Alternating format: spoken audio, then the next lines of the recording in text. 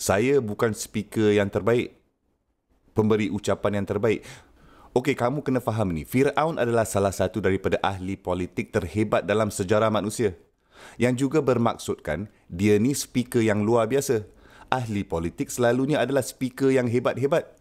Mereka selalu berikan ucapan secara besar-besar. Dan Musa AS mempunyai gagap. Tidak mungkin anda boleh menang perbahasan ini. Jadi dia berkata, Ya Allah, aku ada kekurangan pada diri aku. Tolonglah aku. Aku memerlukan pertolonganmu dengan kekurangan pada diri aku ini. Dan akhirnya tengok ni dia kata apa. By the way, apa yang dia akan kongsi? Sebelum saya berkongsi ini dengan anda, apakah tugas Musa AS? Tugas Musa AS ialah untuk menyebarkan kata-kata Allah Subhanahu Wa Taala kan? Tapi dia mengatakan yafqahu qawli. Supaya jadi mereka dapat faham apa yang aku katakan. Apa yang dia akan katakan nanti? Kata-kata Allah Subhanahu Wa Taala kan? Dia alaihissalam akan mengatakan kata-kata Allah Subhanahu Wa Taala.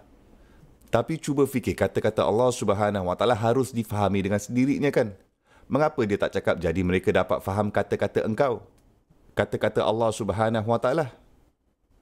Mengapa dia mengatakan jadi mereka akan faham kata-kata aku? Okey, tengok ni. Al-Quran adalah kata-kata Allah Subhanahu Wa Taala.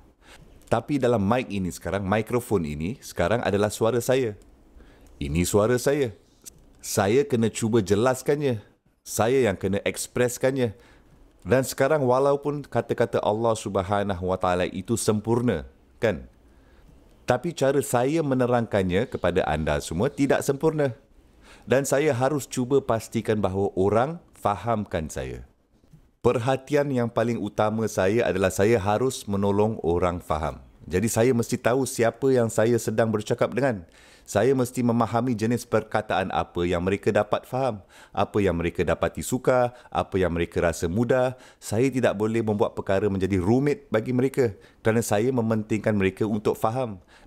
Dengan kata lain, tugas seseorang da'i, seorang yang memikul kata-kata Allah Subhanahu Wa Taala, perhatiannya yang paling utama dan paling akhir ialah pertamanya anda kena faham di mana kelemahan anda, kekurangan anda.